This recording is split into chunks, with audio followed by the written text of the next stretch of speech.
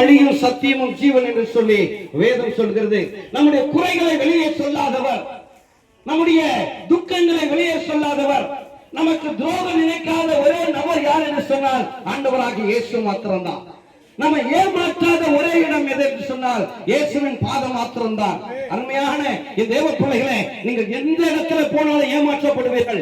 எந்த மனிதனை நம்பினாலும் ஏதோ ஒரு நோக்கம் இல்லாமல் உங்களிடத்துல பேச மாட்டான். ஆனால் இயேசு எந்த நோக்கம் அல்ல, உங்களிடத்துல பறிப்பதற்காக அல்ல, உங்களுக்கு கொடுப்பதற்காக இந்த பூமியில அவர் வந்தவர். அருமையான தேவ பிள்ளைகளே, அருமையான தேவ பிள்ளைகளே, கவனத்தோடு கேளுங்க. பல மருத்துவர்கள் கைவிடப்பட்ட சூழ்நிலை, பல தெய்வ வழிபாடுகள் கைவிடப்பட்ட சூழ்நிலை, மருந்து மாத்திரைகள் கைவிடப்பட்ட சூழ்நிலை, இந்த உலகத்துல வாழ்வனு சொல்லி வாழ்நாட்களை எண்ணிக்கொண்டிருந்த எனக்கு ஆண்டவர் ஜீவனை கொடுத்தார். இந்த இயேசுவுக்கு எனக்கு எந்த சம்பந்தமும் இல்லை. ஏதோ வெள்ளக்கார தெய்வம் சொல்லி சொன்னாங்க, வெளிநாட்டு தெய்வம் என்று சொன்னாங்க. அருமையான தேவ பிள்ளைகளே, கர்த்தருக்கு ஸ்தோத்திரம் உண்டாவதாக. எங்களுடைய பூர்வீகம் பரம்பரையான ஒரு இந்து மார்க்கத்தை சார்ந்த ஒரு பூர்வீகம். நாங்கள் மீனவ குடும்பத்தை சார்ந்தவர்கள், மீனவ குடும்பத்தை சார்ந்தவர்கள், ஃபிஷர்மேன். கர்த்தருக்கு ஸ்தோத்திரம் உண்டாவதாக. அப்படிப்பட்ட குடும்பத்துல பிறந்து நாங்க எங்காவது ஸ்தோத்திரம், நாங்க காலையில நாங்க மீன் பிடிக்க வலைக்கு போனா எங்க குல தெய்வத்தை நாங்க கையில கற்பூரத்தை ஏந்தித்தான் நாங்க வலைக்கு போவோம். கர்த்தருக்கு ஸ்தோத்திரம், நாங்க திரும்பி வரணுமே.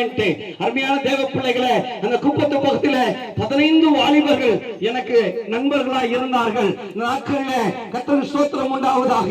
ஒரு 28 வருஷத்துக்கு முன்னாடி கர்த்தருக்கு ஸ்தோத்திரம் உண்டாவதாக. உலகத்துல எந்த அன்பும் கிடைக்காத, ஆமென், அன்புக்காக ஏங்கப்பட்டவனாய், ஒரே ஒரு அன்புக்காக ஏங்கப்பட்டவனாய், ஒரு தாயிடத்துல கிடைக்காத அன்பு. என்னோட தாயாருக்கு குடிப்பழக்கம் இருந்தது, ஜூது பழக்கம் இருந்தது. தேவ பிள்ளைகளை, ஒரு பக்கம் தாயினுடைய அன்பு கிடைக்காம, ஒரு பக்கம் தகப்பனுடைய அன்பு கிடைக்காம, என் தாயினுடைய வயிற்றில நான் 7 மாதம் இருக்கும்போது என் தகப்பனார் தனியே அவர் போயிட்டாரு.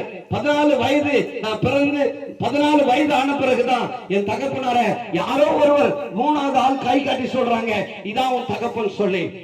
என் தகப்பனத்துல அன்பா பேசுவாரு சொல்லி என் தகப்பனத்துல போய் அப்பா சொல்லி கூப்பிட்டா எங்க அப்பா என்ன தகாத வார்த்தையில திட்டுவாரு. ஒரு அன்புக்காக ஏங்கின பிரியமானவர்களே, அப்பாவை பார்த்தவான்னு சொல்லி அம்மா கிட்ட சொன்னா அம்மா என்ன தகாத வார்த்தை, ஏன் அவனை போய் பார்த்தன்னு சொல்லி தகாத வார்த்தையில திட்டுவாங்க. சரி, இந்த நண்பர் இடத்துல கிடைக்கல, இந்த பெற்றோர் இடத்துல கிடைக்கல, சொந்த பந்த இடத்துல கிடைக்கல, போத வஸ்துக்களை அனுபவிச்சாவது இந்த அன்பு கிடைக்கும் சொல்லி நான் ஏங்கின நாட்கள் உண்டு பிரியமானவர்களே. போதையை தண்ணி போல குடிப்பேன், பாவத்தை தண்ணி போல குடிப்பேன். வேதம் சொல்லுது, பாவத்தின் சம்பளம் மரணம், பாவம் செய்கிற ஆத்துமா சாகவே சாகும், உன் பாவம் உன்னை தொடர்ந்து பிடிக்கும் என்று சொல்லி பாவத்தை குறித்து அவ்வளவு கொடுமையாய் வேதம் பார்க்கும்போது அந்த டாக்டர் சொன்னாங்க, சாதாரண வழி இல்ல, ஏதோ வியாதி இருக்கா மாதிரி தெரியுதுன்னு சொல்லி அவங்க இன்னொரு டாக்டருக்கு அனுப்பிச்சாங்க.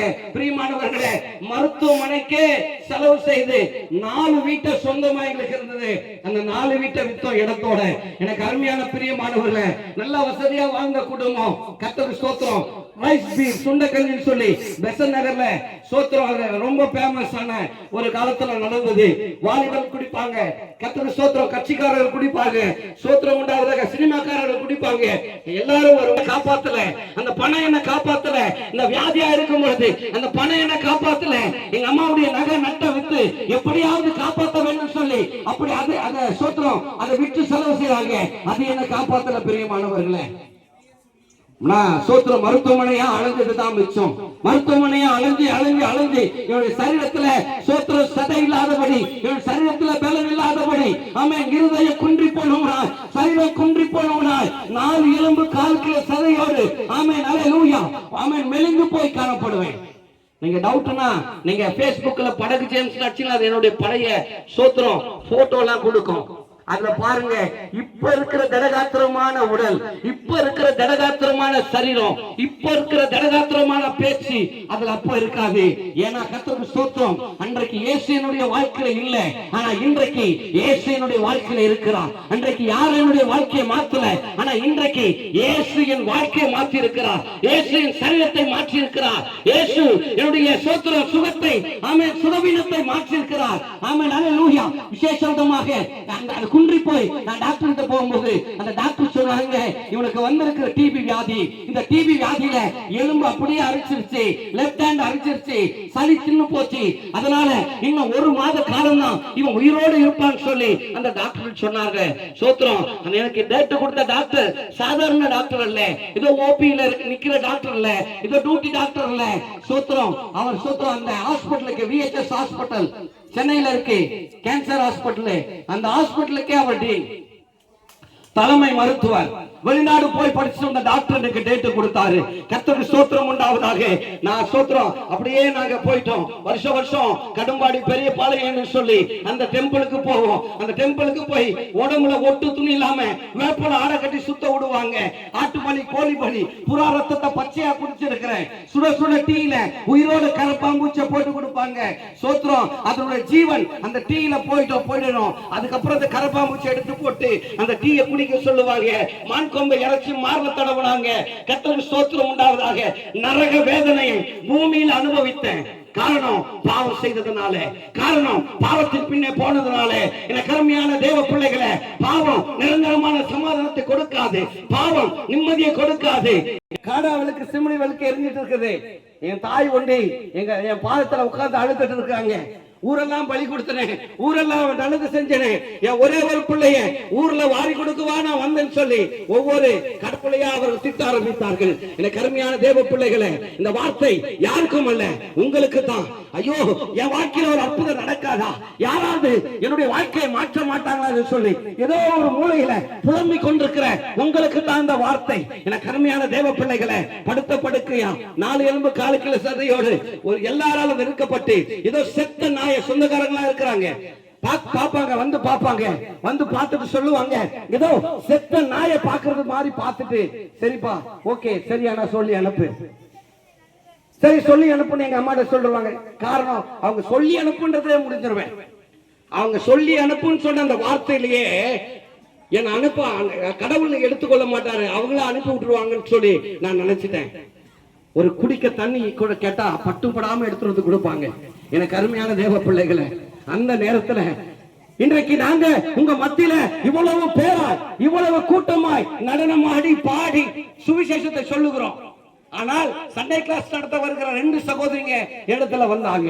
அவங்க சொன்ன வார்த்தை என் வாழ்க்கையில ஒரு சமாதானத்தை கொடுத்தது. அவங்க சொன்ன வார்த்தை என் வாழ்க்கையை மாற்றினது. அவங்க சொன்ன வார்த்தை ஏதோ ஒரு சக்தி என்னை தொட போகிறது, என்னை இந்த பூமியில வாழ வைக்க போகிறது சொல்லி நான் உணர்ந்து கொண்டேன். அவங்க சொன்னாங்க, 2000 ஆண்டுகளுக்கு முன்பு இயேசு குஷ்டரோகியை குணப்படுத்தி இருக்கிறார், குருடருக்கு பார்வை கொடுத்திருக்கிறார், மரித்தவனை உயிரோடு எழுப்பியிருக்கிறார். இந்த இயேசுவை நீ நம்புப்பா, நாங்க உங்களுக்காக ஜெபம் பண்றேன். அப்ப நான் சொன்னேன், ஏதோ வெள்ளக்கார தெய்வத்தை எடுத்து சொல்றீங்க, நீங்க எங்காவது போய் சொல்லுங்க. டாக்டர் எனக்கு டேட் கொடுத்துட்டாங்க, நான் சாக போறேன், 1 மாசத்துக்குள்ள சாக போறேன், இன்னும் 2 வாரம் இருக்கு, நான் சாக போறேன், அதனால இந்த கத்துக்கதெல்லாம் எங்கனா போய் சொல்லுங்க சொன்னாங்க. இல்லப்பா, நாங்க கடைசியா அவங்க கிட்ட வந்து ஜெபம் பண்றோம், உனக்காக ஜெபம் பண்றோம் சொல்லி ஒருத்தர் தலையில கை வச்சு ஒருத்தர் மார்ல கை வச்சு ஜெபம் பண்ணாங்க. ஜெபம் என்று சொன்னா சாதாரண ஜெபம் அல்ல, கண்ணீரோடு விதைக்கிற ஜெபம். அப்படியே பொத்துன்னு கீழே வந்துட்டேன். நான் பொத்துன்னு மயக்கம் போட்டு தான் கீழே விழுந்தேன். எனக்கு அருமையான தேவ பிள்ளைகளை, எல்லாருக்கும் போன் போயிடுச்சு, இன்னாருடைய பிள்ளை செத்துட்டான்ட்டு. எனக்கு அருமையான தேவ பிள்ளைகளை, கர்த்தருக்கு ஸ்தோத்திரம் உண்டாவதாக. அந்த மருத்துவமனைக்கு தூக்கிட்டு போறாங்க. எல்லாருக்கும் ஸ்தோத்திரம். மருத்துவமனைக்கு போட்டு வரத்துக்கு முன்னாடி, ஆமென், வரத்துக்குள்ள எல்லாரும் மாலையும் கையுமா, எல்லா சொந்தக்காரரும் மாலையும் கையுமா ஸ்தோத்திரம் இருக்கும் போது நம்ம கிட்ட பணம் இருக்கும். எனக்கு அருமையான தேவ பிள்ளைகளை, அப்படி அல்ல, இயேசு என்னை வாழ வைத்தார். ஆமென். மருத்துவமனைக்கு கொண்டு போகும்போது அந்த டாக்டர் பரிசோதித்து பார்த்து, ஆமென் ஸ்தோத்திரம், டாக்டர் சொன்னாங்க, ஸ்தோத்திரம், ஏதோ ஒரு மிரக்கல் நடந்திருக்கு, நீ எந்த மருத்துவமனைக்கு போன? அவங்க சொன்னாங்க, உனக்கு ஒரு எக்ஸ்ரே எடுக்கணும்னு சொல்லி அந்த எக்ஸ்ரே எடுத்தாங்க. எக்ஸ்ரே எடுத்து பார்க்கும்போது எலும்பு இருந்தும் இல்லாம இருந்தது. ஆனா இப்ப எடுத்த எக்ஸ்ரேல எல்லாமே புது எலும்பா இருக்கு. எப்படின்னு சொல்லி கேட்டாங்க. அன்னைக்கு நான் இயேசுவை ஏற்றுக்கொண்டேன். இனி வாழ்ந்தா இயேசுவுக்காக ஒரு வாழ்க்கை, மரித்தா இயேசுவுக்காக மரணம் வரணும், பாடணும் இயேசுவுக்காக பாடணும்னு சொல்லி செத்து போன பொணத்து முன்னாடி கானா பாட்டு பாடிட்டு இருந்தவன், செத்து போன பொண்ணத்து முன்னாடி தாத்தா தாத்தா பொடி கொடி மாம்பழம் வைக்கிற கண்ணம்மான்னு சொல்லி பாட்டு பாடிட்டு இருந்தவன் இன்னைக்கு இயேசுவை பத்தி பாடிட்டு இருக்கேன். அருமையான தேவ பிள்ளைகளை, ஸ்கூல் வரைக்கும் நான் கார்ப்பரேஷன் ஸ்கூல் படிச்சிருக்கிறேன். ஸ்கூல் வரைக்கும் தான் படிச்சிருக்கிறேன். கிளாஸ்ல லாஸ்ட் பெஞ்சில் உட்காருவேன். ஏன்னா படிக்கிற பிள்ளைங்களை தான் முன்னாடி உட்கார வைப்பாங்க, படிக்காத மக்கள் பின்னாடி உட்கார வைப்பாங்க. அப்படிப்பட்ட மக்கா இருந்த என்ன இன்னைக்கு 980 பாடல்களை எழுதி பாடும்படியா ஆண்டவர் எனக்கு கிருபை கொடுத்திருக்கிறார்.